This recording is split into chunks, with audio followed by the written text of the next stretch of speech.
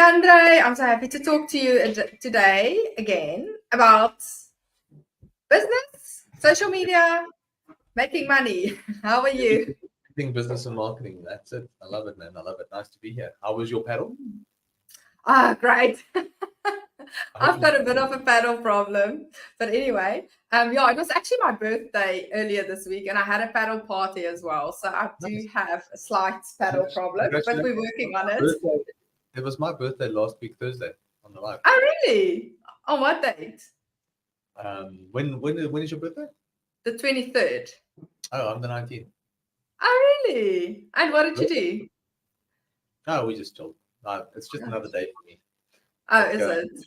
Yeah, I'm not a big celebration birthday kind of guy. That's interesting. Yeah. No, I'm not. Like I was on the live here. I had a couple of meetings. On the weekend, we just had a braai with Was it your birthday when we were on the live? Yeah, but I mean, like, wow, like, what does it matter? Like, I'm not here because, like, you know what I'm saying? Like, it doesn't. Oh.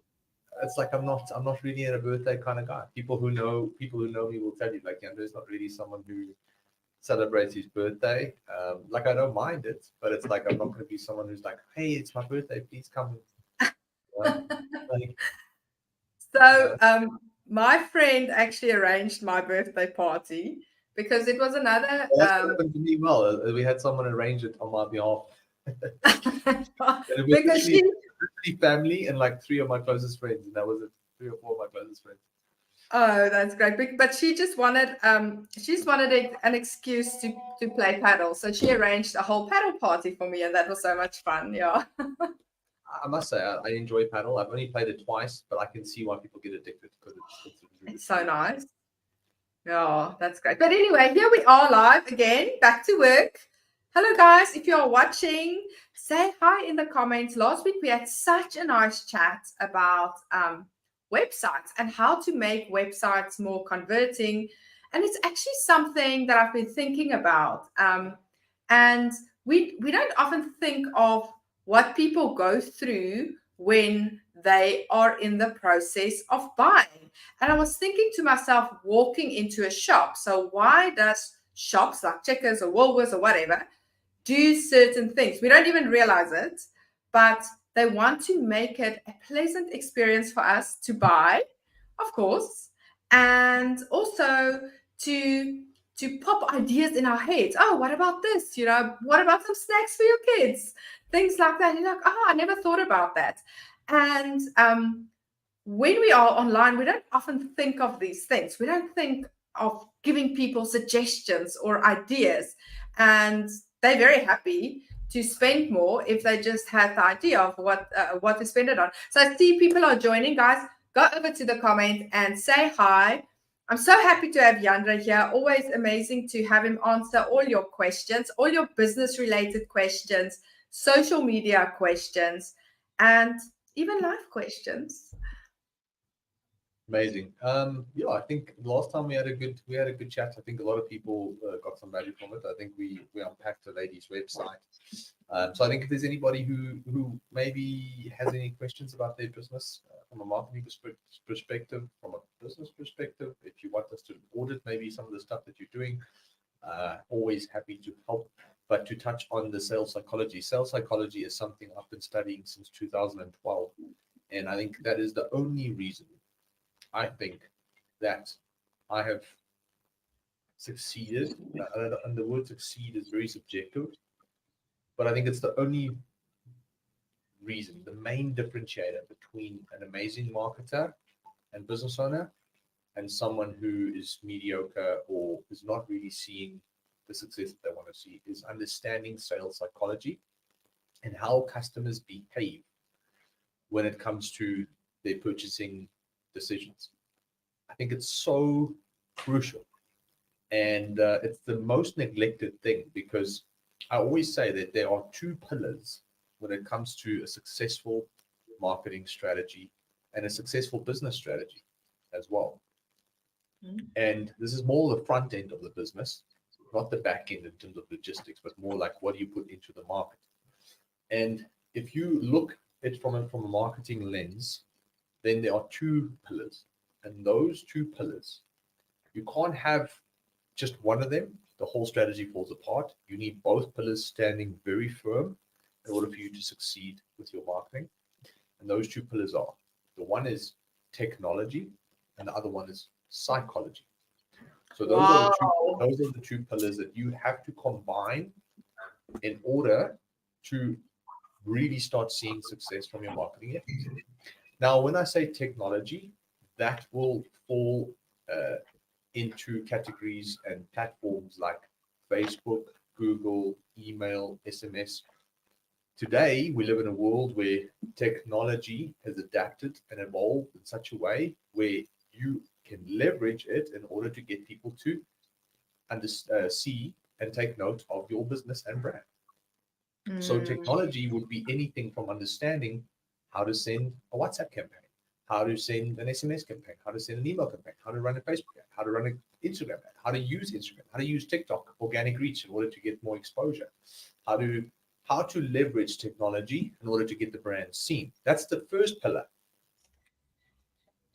Now, I mean, something else that I didn't touch on is the website.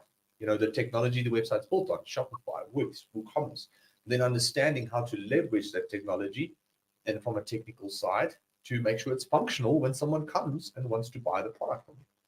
So technology is extremely important, but something that is even more important than technology, and this is about 60 to 70% of the equation. So if this was a formula, then technology only equates for 30% of the success, and psychology equates for about 70% of the success. This is my perspective. This is my personal opinion. Not a lot of people will agree with me, but this is what I believe, that psychology is the second pillar, and psychology is important, so important that it's formed 70% of the equation. Because without you understanding the consumer, you won't be able to price your product accurately. You won't be able to articulate the value behind the product. You won't be able to articulate the unique selling points behind the product. You won't be able to really get people to buy. So technology allows you to put the message of the brand out there, but psychology is what gets people to actually open their wallets. Psychology is what gets people to go, I want to buy this product and not another product. I want to buy this product instead of a competitor. I feel this product is worth my money.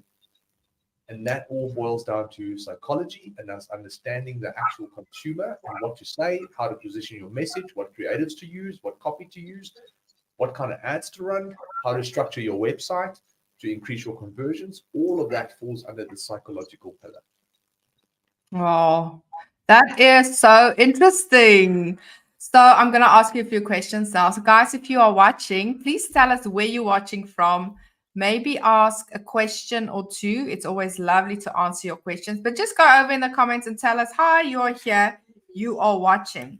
So what you're saying is two very big pillars, technology and psychology. And if you get those right, well, chances are good that you're going to have success.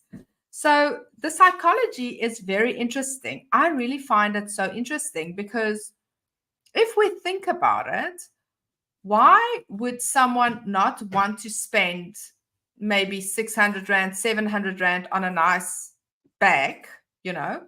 But some people are willing to spend 70,000 Rand or 80,000 Rand on a bag. That sort of just blows my mind. You know, like sometimes when it's at the bottom end, we like want to have like 100 Rand off, 200 Rand, but then there are people that spend 70,000 Rand for a bag. And that is just, it blows my mind. And it's the same with cars. And those people truly understand the psychology of marketing. So I see, hi, Anthea. Anthea's here from the gym. Hello, Boost Gym Wear. Jonita is saying she is watching. Who do we have here? Captain Mojo. Good morning. Good morning. So yeah, that's really such an interesting thing. To elaborate further, I think most people, they either get one of the formulas, so they don't get everything right. So they get a certain thing partially right. So if you look at it, they might spend 30,000, 40,000 Rand on a website with some really, really clued up people. Maybe they go to one of the best agencies that build websites. and they put this beautiful website together. But now most of their money is invested into the site, and they don't actually have money for marketing. And that's where a lot of people find themselves between a rock and a hard place, is that they have this beautiful technological website, but it's not really psychologically appealing to the customer, potentially, or the client doesn't have now enough money to go and leverage the actual technology in order to speak to the customers from a psychological aspect. Or sometimes you'll see that people have a lot of money, so they might be spending 10, 20, 30, 40,000 Rand a month on marketing or more, but they're not getting the return on investment they want. And that's because their message is not resonating with people on the other side, and that is psychology. So it's really understanding that if your marketing campaign is not working, it boils down to two things. It's technology or psychology. And it's about combining those two in order to really increase what we call your ROAS, which is your return on ad spend. If you're going to be spending 10 grand a month on ads, how do you get that to drive 50,000 Rand back, 100,000 Rand back in revenue?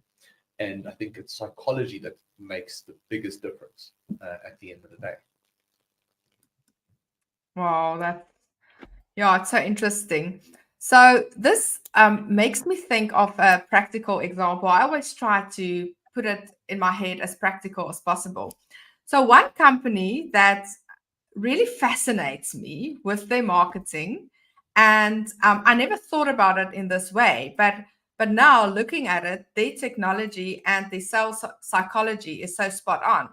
So one company that's just been amazing over the last, I think it was just when we came out of lockdown, was Checkers. So here they was launching this Checkers 60/60 app, and there were some other companies launching apps as well.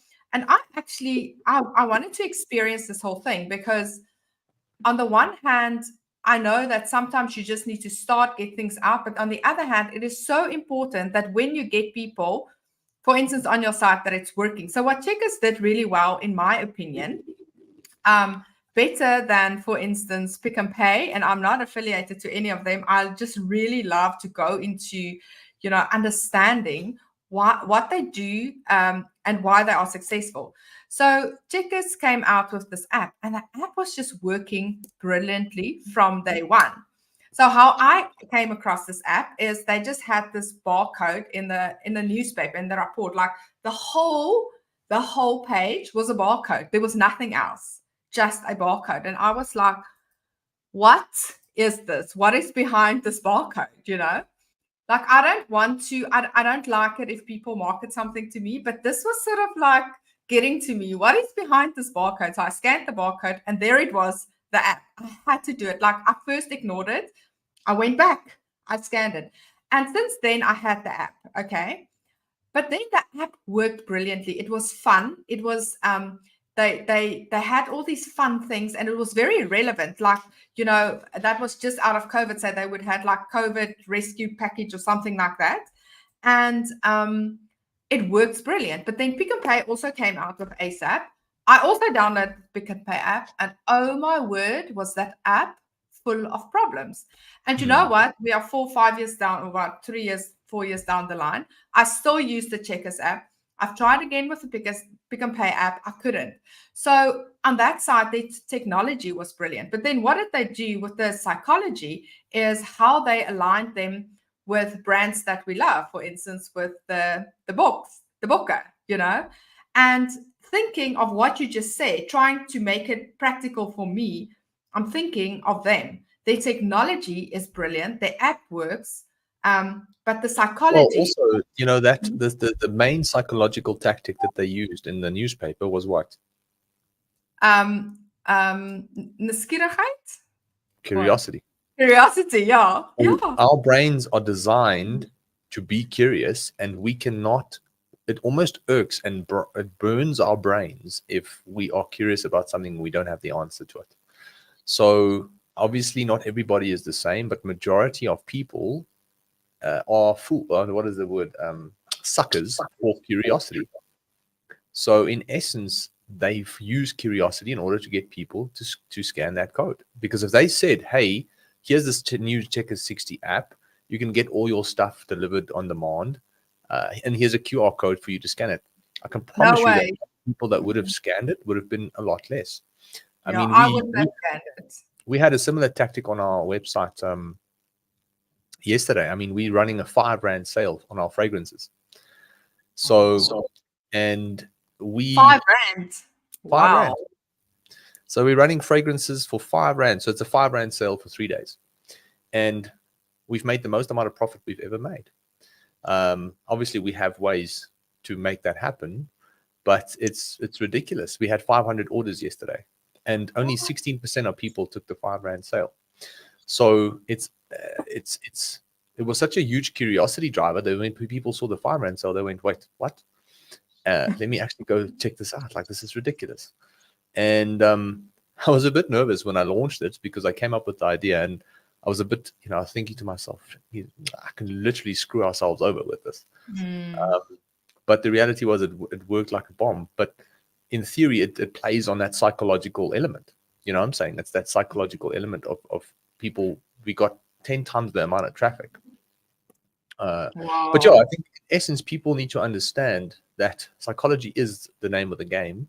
And if you are struggling to articulate the value of your product, unique selling points of your product, if you're struggling to create curiosity when it comes to grabbing attention and stuff like that, then life will be a little bit harder and marketing will be a little bit more difficult, essentially. And I think a lot of business owners do struggle with that. And even when they get it right, it's not a linear thing. It's something that you have to work on every few months because people get used to the same message.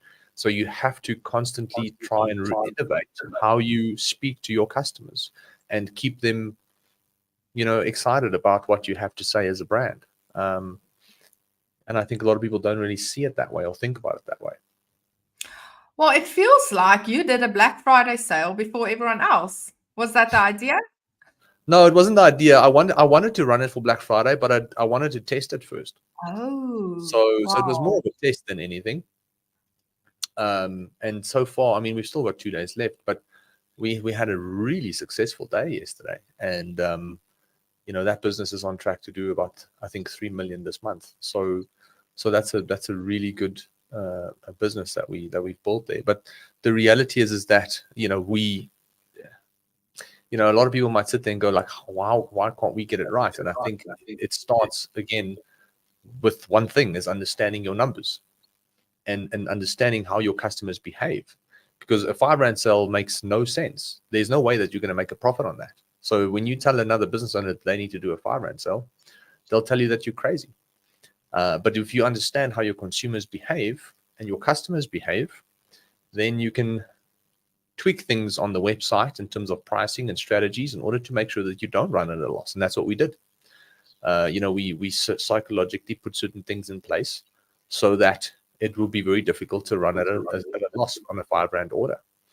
So in essence, how did you market the R5 sale? So we emailed, SMS'd, WhatsApped, and ran Facebook ads and Instagram ads. So it's still going. You can look at on our website. It's still there.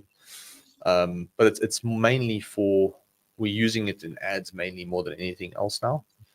Because we're actually looking for new customers. So we're running it to brand new audiences that's never bought from us before. That's the main thing for the next 2 days, because we're looking to acquire new customers. I think that is such an important point that I think a lot of people miss. So you are willing, you're not making a loss, but you are willing to actually make a loss to acquire new customers because you know your numbers and because you know those customers you're going to acquire, you can keep them there for lifetime. And I think that is quite an interesting concept of what am I willing to do to acquire new customers. Maybe you can talk to us a little bit about that part of the numbers. I think, the reality is that, like I said, business owners don't know their numbers. And I think it makes their lives difficult, because what happens is that they have a marketing person, or they do it themselves, or they have an agency. And then what happens is, the client says, well, I need a 4x rise or a 5x rise or whatever it is. And when that 5x rise is achieved or 3x rise is achieved, the business owner looks at their bank account and then realizes that that money hasn't come in yet. That money might be stuck in cost of goods on bulk orders. It might be stuck in payment gateways. And they then get very anxious and stressed out because they don't know where the money is going, and they don't have transparency on where the actual money is going and how it's happening, and where's it, like, how is it contributing to the growth of the business. And I think that lack of insight creates stress and anxiety, and then it makes you make decisions, very bad decisions for your business. I see a lot of business owners go into panic mode.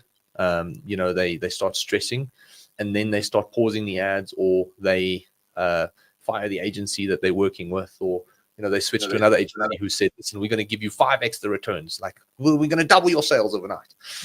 And I see it all the time, is that people, it's nobody's fault but the business owner's fault, because they don't know their numbers and they're not creative enough, or they're not working with the right people. And they're not bouncing ideas on how to actually innovate the offer in the market in a psychological way that people actually want to give you their money. So in terms of touching on your question, it's acquiring a customers it's the name of the game, because there's only two ways to grow a business. Is you need to find new customers on a monthly basis, and then you have to bring as many of them back on a monthly basis too. So those are the only two ways you can build a business. You can't build a business on repeat business only. You will not be able to scale. And at the same time, you can't build a business on new customers only, because then every month you start at zero. So you have to find the balance between finding new customers and bringing people back. And most businesses struggle with this. They either just find new customers and they don't have enough products and innovation in the back end to bring people back, or they don't have an aggressive strategy that's out there to find new customers whilst the retention rate is really high. And they don't get that balance right, essentially. And that's why they also get stuck. A lot of businesses are also scared to spend. That fragrance business, for example, we spent 10,000 Rand last year this time on ads. This month, we're spending 500,000. So we're spending literally 500,000 Rand on our own marketing for that business. But it's because we can track all the numbers through our finance tracking tool that I can exactly see what the net profit is. I know exactly what the net profit was yesterday. And because I know what the net profit was, I know exactly what percentage of that we can take and spend on, we need to spend on tax, we need to spend on growing the business from an operational structure, and we need to spend on the business from a marketing perspective as well. And I think a lot of people are not business owners. And this is I hope I'm not offending anybody. I'm saying this with the utmost respect, is that when you have a product and you are building a website trying to sell that product, that doesn't make you a business owner. Having your name on a piece of paper that says this business is yours doesn't make you a business owner. I'm sorry. Like, I think that we should actually have every single business owner go through a series of courses, or it's like almost feel like you need a license to run a business, because most people, I believe that with my heart. Obviously that won't work, but I believe that a lot of people are not business owners. They're passioneers. They found products that they are in love with, or they're creating products that they're in love with. And then what happens is that they have someone who can try and help them sell it, but they never start to take the accountability to actually become a business owner, and the business outgrows them. So they might be doing well when they're doing 50,000 Rand a month, or 100,000 Rand a month, 200,000 Rand a month. But the moment the business does 300,000, 400,000, 500,000, a million, 2 million, the business starts to outgrow that person who founded the business. And they've never transitioned into a business owner, and they've never grown along with the business. They've never upskilled themselves on how tax works properly. They never upskilled themselves on what their net margins are, what their gross margins are, what they have to spend on marketing. They've never really, and they rely on so many other people to give them advice. So they pay this agency, they pay that company, they pay this, they pay that, and they blame everybody else if things are not working, and they never blame themselves. And the quickest lesson I've learned is that you always blame yourself. You always take accountability. We've lost hundreds of thousands of rands with bad suppliers, and it's never their fault. It's always my fault. And then I go, how could I do this better next time? I need to learn this topic a little bit more before I do it again. I need to clue myself up a little bit before I embark on this journey again. And I think a lot of people have the excuse they don't have time, or they say, well, I'll rather pay people to help me do that. And that's fine. But you need to then take accountability for who you're hiring. And you need to then take accountability also for that partnership, who you're partnering with. So if they're partnering with you, for example, you the coach, but now it's your job to educate, but it's their job to implement. Same with an agency. It's our job, for example, to consult and give advice and to implement, but it's the business owner on the other side's responsibility to help us come up with new ideas, to help us test new messages, to help us, be communicative with us, so that we can essentially create new content, freshen up certain things that needs to be freshened up. And I feel like a lot of people lack accountability when it comes to their businesses, and they never transition into an actual business owner, and therefore they don't grow the way that they want to. And that's just my little rant for the day. And I hope there's someone who takes something away from that, because I truly believe in my heart and my soul, my life changed when I decided I need to become a business owner. And it's almost like I read every single book I could find. I bought every single course I could find. I got mentors on board. You know me, right? The conversations that you and me have over the last 2 years, how much of that changed? Like, I can see the growth in you, and I hope that you can see the growth in me. But we both growing alongside our businesses. And that's what we have to do as business owners. And I think a lot of people don't see it like that. They just go, well, I'll just have people tell me what to do. No, you become the CEO. And guess what? The CEO dictates what happens. And I don't think people start to take that CEO responsibility.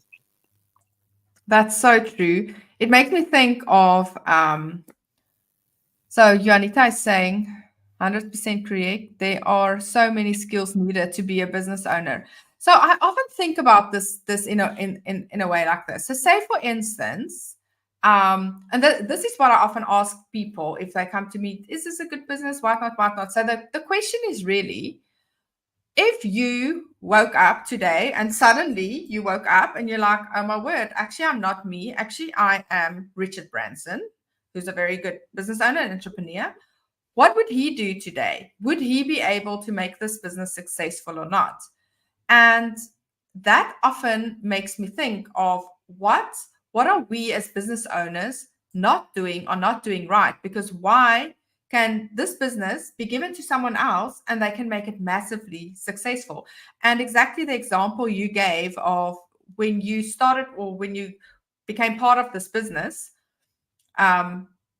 you only spent 10,000 Rand and then you had to fix everything. And now you're spending 500,000 Rand. That is a lot of money to be spending, but it's bringing in the money. So yeah, that's incredible. So I just want you to maybe give Anthea some guidance here, because I can see Anthea is going in ahead. Okay, how did you do this? Are you targeting a broad audience? Is it a top of funnel campaign? So in my mind, that is more like tactics. I think we have to step back and think, what is the strategy? So before, we can't go into tactics if we don't understand what is the strategy. So even for her in her business, it's not about what tactics do I need to implement. It's about maybe taking a step back and thinking, okay, what is the strategy behind this? 100%, I agree. And I think, Anita is saying she agrees. Thank you, Anita. There's many skills needed. Ray is saying being a business owner is not a static place. Have to keep learning new things and implementing them. Amen. We're ultimately accountable for our own businesses and learn from our own mistakes. 100%. I think, Magritte, you're 100% right. Like, there's tactics and there's strategies. And I think strategies is the top level, and tactics are, the granular things that you do on a daily basis. And I think too many people get lost in the tactics and they don't really think about the strategy. So, for example, from Anthea's question, on a granular level, we spent probably 35,000, 40,000 Rand yesterday on ads. To get 280,000. I think we did 280,000 Rands worth of revenue. So then, top of funnel, broad audience, everything. We did top of funnel, we did middle funnel, we did broad, we did specific targeting, we did lookalikes, we did everything. So it's like, when you're spending that amount of money, there's not one little tactic that all that money is going to go to. 40,000 Rand is not a lot for some bigger businesses out there, but 500,000 Rand per month, and that's probably going to be 600 next month, and it's probably going to be 1 million over Black Friday. I think people don't people underestimate how much marketing money is needed in order to grow a business successfully. And their margins are not good enough to support that.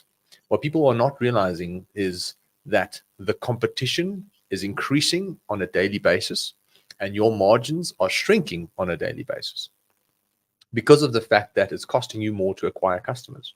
And you as a business owner need to figure out how to improve your margins so that there's more profit in the business for you to actually spend on marketing to keep acquiring new customers. Because the only way you're going to scale your business is to spend more money on ads. Like, people think that they're going to spend 20 or 30 grand a month on ads only and keep doubling their revenue. We've had people, we've had people come through our doors and we would say, listen, we can afford 20 grand a month on marketing. Cool, great, amazing.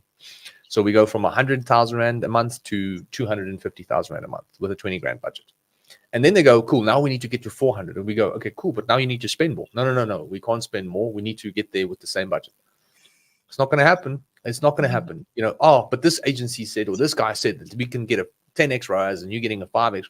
It's like, listen, if that person gets a 10x rise, that's probably going to be for a day or two. Like, what you're doing is you are now looking for silver bullets, and you're looking at tactics, and you're not looking at macro strategies. And everybody then starts to make bad decisions because they make the decisions with emotion as opposed to reason and logic. And I think this comes back to our conversation. The biggest difference between a small business owner and a billionaire and a millionaire is what? What did I say? Small business owners are 80% emotional, 20% logical. Millionaires are 50% emotional, 50% logical. Billionaires are 80% logical and 20% emotional. That's the reality. Like, are there billionaires that are more emotional? Absolutely. But if you put 100 of them in a room and you had to do a calculation on how they reason when it comes to spending money and growing businesses, 80% logic and data driven, where small business owners are emotional. They listen to every single person and they take their advice, and it's because they don't have the skills to look at the numbers and actually make sense for it themselves. So yeah, I think that's my take on it. The strategy is the macro, tactics are the granular, and you need to understand the broader strategy. And then with the broader strategy comes what? More time, more patience, more understanding. And then you need to look at the data on a daily basis to help you support that macro strategy. So let's see. There are some. So Anthea is saying, I always have creative ideas, but struggle with the how to implement. I think that's coming back to the bigger picture. And I think the thing also is, I also just want to say there's like, I think Anthea and I, we've connected once and we've had a really fruitful conversation. Much love for Anthea, but it's keeping things simple. It's like, we as business owners think we think that this idea is now so amazing, but the reality is it's so complex too. We complicate things. I'm not saying this is Anthea's problem. I'm saying this is a lot of other people's problems, is that people overcomplicate things for themselves. Building a business is extremely simple. Does it mean it's easy? No. So there's a beautiful quote that says, it is, I think a billionaire actually shared this with me at some point. He said, Jandre, it is that simple, but it's not that easy. And what business owners do is they think if they, because it's hard, it has to be complicated. No, it's hard, but it's also simple. And what makes it hard is the simplicity, that the degree of simplicity that you have to commit to. So there's only a few things that you need to do right, but those few things are very difficult because it's more about a mindset than anything else. Because we live in fear, oh, I can't afford to lose this money. I can't afford to do this. I can't afford to do that. Oh, I can't take this risk. I'm going to do it myself. I'm not going to pay this person because they're cheaper. I'm going to do. Because we live in that survival mode, we make bad decisions. And we are then looking for ideas that are actually complicated to execute, as opposed to sticking to the simple things that we should do, but that's just very difficult to do. And I think it's simple, but it's not easy. That's my take. Yeah, and I think what happens with us a lot of the times, if we implement a strategy like that, we would be so emotional on the granular ups and downs that it just bombs us out. And it's so important to just step back and take a big picture view. I mean, we had this conversation when we were in Cape Town. I mean, I said this to you. You were like, oh, I need to push. I need to do. I was like, listen, where were you 12 months ago? Yeah. You know, it's also, and I had this conversation yesterday with someone. I was like, you need to reflect on the broader spectrum and not on a daily basis. And that is where the emotion comes in, because if you're not a billionaire yet, you can't, you're not 80% logical yet. So Ray was just asking again about the 5 Rand perfume ad. Explain the strategy. I just want to say before we go there, that this is so interesting because I actually experienced this long ago with the other coach, and then they would say, we did this, and then suddenly everyone wants to do it. I think the important thing is that it's great to hear that you had the strategy and that it worked, but the idea is not that we all go and implement a 5 Rand strategy. It's about understanding that we need to think, what is the outcome? What is it that we want to achieve? And then there are different ways of achieving it, because it can so easily happen. We must do this, we must give it. And that can be very dangerous, because like you say, if you don't know your numbers and you do something like this, it can really not be great. But maybe you can take us just back to like the thinking behind it. So like Ray also, she loves to start with the end in mind. And a lot of the times people say, I want to do this, but why? What do you want to get to? So maybe how you were thinking about it with the end in mind, and then working it back to, okay, so this could work. Well, the way I look at it is that I need to acquire customers for me to grow my business, right? That's purely how it is. I mean, in V8 Capital, we now have 5 or 6 companies in our portfolio. And the number one goal is to find customers at the cheapest cost. So, I mean, I'm not going to share too much of my trade secrets here, because this is something that I've, like, obviously there will be other ideas too, hopefully. And I'll share as much in my inner circle. Just sign up here for 1,000 Rand a month. But no, I think the macro of it is, to be very frank and to be as candid as possible, is to, like, how I thought about it was, I need to put an offer in the market that is going to grab people's attention. And then I need to make sure that I can afford to run that offer without running at a loss. So basically I was like, can I come up with the most absurd offer? Is that possible? And I was like, no, probably not.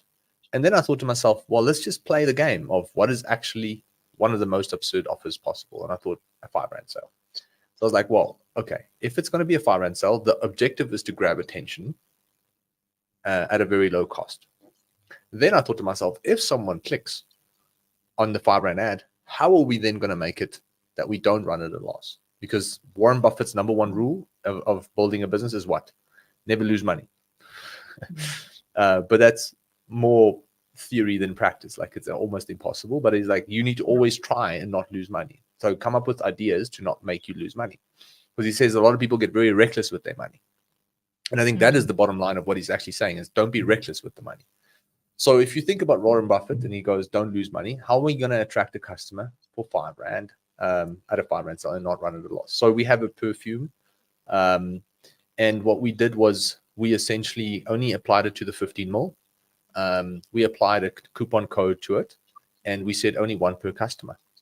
And essentially that's what we did. And our shipping costs are usually, we made it 49 Rand.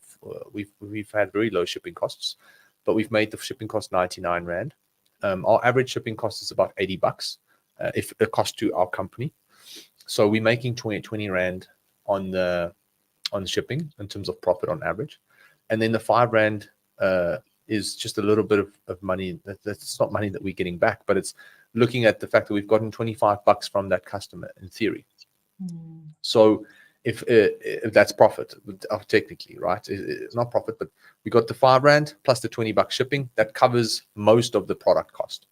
And then what we need to do is, we need to make sure that more people actually spend more than the 5 Rand.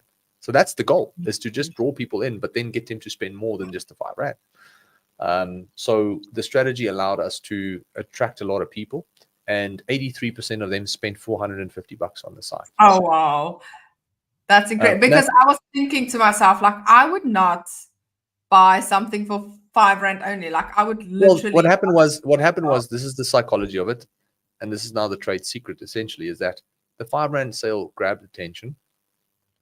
And then people use the coupon to get the product for 5 Rand, but then they have to pay 99 Rand shipping. And they were like, Uh, I'm not going to pay the pain, the grudge purchase between of paying for shipping is so bad that people do two things: they either leave or they add more products to their carts because they feel like they're saving money on the £5, so they might as well add another product to their cart in order to get more value out of the transaction.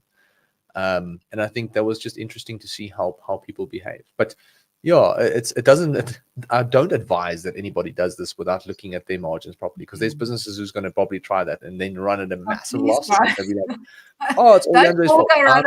I am not advocating this. I am a daredevil when it comes to these things. Like that is, I'm not someone who takes huge risks, but because that business is profitable and we don't live out of that business, I can literally get as creative and innovative as I want with it. And I think that's why we like running our own businesses too, is because it gives us insight, because now we can sit with a client and we go, what are your numbers? Can you actually afford to do this? And how are we going to diversify the risk for you should you do it? And hopefully, try our best to not make you run at a loss. But yeah, I think having our own businesses allows us to be on the front end, literally on the forefront of testing and innovate all these strategies, and then apply it to our own clients down the line, hopefully as well.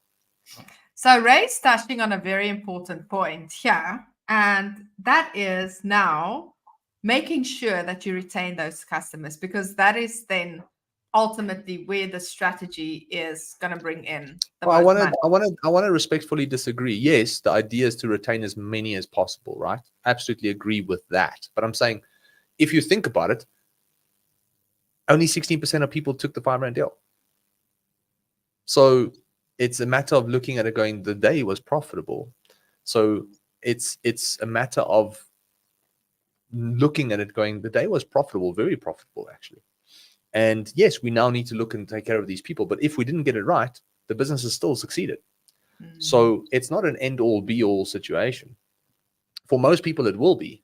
But I think if you know your numbers well enough, then you can run a £5 sale, make profit on the day, and not give. And not, if nobody had to come back tomorrow, that'll be okay.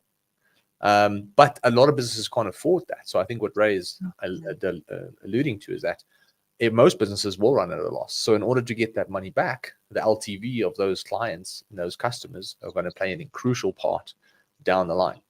And I think that is very important. So I do agree with you, but there's a different perspective on the matter. It's going like, even if it didn't happen to us tomorrow, I will be okay. And the company will be okay. And we actually would be happy with the end results regardless. But not a lot of people can do that. Okay, so yeah, that's so interesting. Wow, I think and it's a great test just before Black Friday. I don't know if there's any Black Friday questions. We actually did speak a lot about Black Friday. I see we've got a question from Elite. How do I build a strong team for my startup? Well, since you have a very good team, Jandre, you said last you've got how many? You've got quite a big team, right? I think we're about 30 people in the company. Yeah. And that is another big challenging part of the business is, number one, getting the right people, and then number two, getting the best out of them, that they actually want to, first of all, that they must also grow and also want to give their, like their energy to the company. I think I had this conversation with someone last week, and they were like, yeah, got this person and now they're like working for me. I was like, no, you need to stop right there, my friend. You need to understand, at least this is my perspective, is that if you're hiring someone, you are now working for them. That's how you should think. And I get so annoyed and pissed off, actually, frankly, just get pissed off when people say, oh, my staff member, or oh, they can't do their job properly, or like, oh, la la la la. It's like, if someone, it's such a superior point of view to think that you now, because you own the business and you've hired someone, that you're better than them. That is just an effed up mentality. But what you don't understand is, like, when you hire someone, you are working for that person. You have taken, it's like having a baby. You've taken responsibility for that person, their lives, their goals, their dreams. It's your responsibility to create opportunity for them in your business so that they can keep growing, keep feeding themselves, and continue learning as much as possible so that they can be the best version of themselves one day. And I get so pissed off when people just hire people and see them as numbers and go, they work for me. They need to. I'm sorry, I'm getting a little bit worked up, but it's like, this is not obviously what. No, it's very. But I was like, I believe that it's your number one responsibility now to make sure that that person can actually grow within the environment that you've created. They're not there to directly, indirectly, yes, they are there to help you grow, but it's not about seeing it that way. It's about making the pie bigger for everybody in the business, for you and for them. They are there to walk a path with you so that you can continue building this business. Now, yes, there might be people who join your company who might not care about that, and they're just there to take their money, and they're there to just do this thing that they enjoy, and that's all they want. But I can tell you now, 80% of Gen Zs and all these new kind of like generations, they want to be part of something. And that makes me excited because I'm a big fan of camaraderie, and I want to make people part of the journey, and I want to see people succeed, and I want to create wealth for people around me. That is my goal, and that is my responsibility. And I had a staff member leave who got double the salary, and I knew we couldn't afford that. And I felt like a failure. I was like, I would try my utmost best to ensure that no person who actually doesn't want to leave has to leave. Like, if someone doesn't want to leave this company, but they are doing it because of financial gain, and they don't have a choice because it's just where their life is, I feel like a failure. And I said to myself, I will never, ever, hopefully, find myself in that situation again. And if I do, I want to know that I tried my best to ensure that we can afford that staff member at a fair rate for what they're doing for the business. And I think that's what that is the biggest anxiety and stress that I have, is that can I continue creating opportunities for the people around me, and can I continue constructively adding value to their lives, from a theory perspective by teaching them what I know, but then also from a financial perspective where they can improve their own immediate lives, surroundings around them, and then hopefully creating a family vibe where people feel like they want to work with these people. And those are the three things that I believe you need. You need the mental challenge of the job that helps you grow mentally. Then you need the culture, where it's a place that you actually want to go to. It's people you want to work with. It's people you want to do favors for because you actually care about each other. And then that third thing is then the financial gain. And all three of those things need to work in harmony in order to help you build the business, not for yourself, but for everyone around you. And I think that is my take on it. It's like the moment you hire someone, that person is now a family member, and you need to make sure that they can put food on the table. You need to make sure that they can get a raise at the end of the year. You need to make sure that hopefully, now, yes, do some people have ridiculous expectations? Absolutely. All within the parameters of a fair value exchange. Okay. I'm not saying that there are some people who are completely obscure with what they expect, but it's like, as long as the value exchange is fair. And I feel like a failure when we get more than what we actually give. And that is the biggest anxiety I have, and the biggest stress I have, is that can we continue building a business that actually supports the people around us and their journeys, and help them become the best version of themselves. Wow, that is so well said. So, Elite, that is your, it's Elite Gamer X. That is how you build a good team. You have to understand that you need to become the servant, basically. Yeah, that's so beautiful. Thank you so much, Jandre. Bigger picture for everybody. That's really it. It's like you need to build that picture for them and for yourself. And I think a lot of people go, well, if I hire these people, I can create this life for myself. No, we can create this life together. And I think that's really how you start attracting also the people who truly care about you. And I think people pick up, hopefully if you're authentic about it and not fake about it, you will start to attract people who see that authenticity and who want to be a part of that as well. And it makes me think of that concept of no one who's successful got there on their own. So yeah, thank you so much. I see our time is done. Thanks so much, Jandre. Always good. So much inspiration again. So guys, if you watched, please just leave a comment below. Maybe say what you took from this. I think for me, I really, once again, it was good to be reminded of the fact that we as business owners are too emotional on things and not looking at the numbers, because, and I think, I don't know if it's overall or maybe women, we are emotional beings. We like being emotional. That is our safe space. We don't want to look at the numbers. That is not our safe space. That's out of the comfort zone. So I think that was a good reminder for me today. So I also want you guys to say what struck you. What did you learn from this session? Yeah, I mean, there's just so many things, but I think, yeah, thanks so much, Jandre.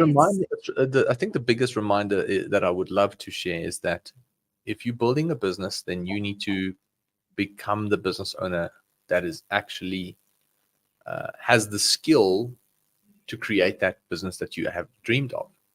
Is like, we have this huge dream, but we don't take accountability to become the business owner that we need to be able to run that kind of business. And the universe, God, source, whatever you want to call it, is going to bring challenges into your life. And those challenges will contain lessons, and those lessons will give you the skills, and those skills will help you become that business owner that can build that, whatever you want to call it, for everybody around you. And I think that we shy away from those challenges, and we get upset about those challenges, and we get annoyed and frustrated, and we cry, and we go like, why does nothing want to go my way? It's because you're seeing it as a penalty and a punishment, as opposed to the actual event for what it is, which is a blessing, so that you can learn the skills that you need to learn to become who you need to become to build the thing that you want to build. And I think we just look at it completely the wrong way. Oh, so true. Yeah, thank you so much. Thanks so much, everyone, for joining. I think I'm definitely going to ponder on that. Become the business owner that the business needs to make your dreams come true for yourself and for the people around you. So that's really a beautiful Take accountability. What? Take accountability. That's the thing. Who says, okay, good stuff. Thanks, guys. Fish on the line, Ray saying, always very inspirational. Yeah. Thanks so much. It was all awesome. I am off to my next meeting now in Stellenbosch, so I got to go. But thank you so much, Jandre. Always lovely chatting. And then we'll speak soon. Thanks so much, guys. Bye.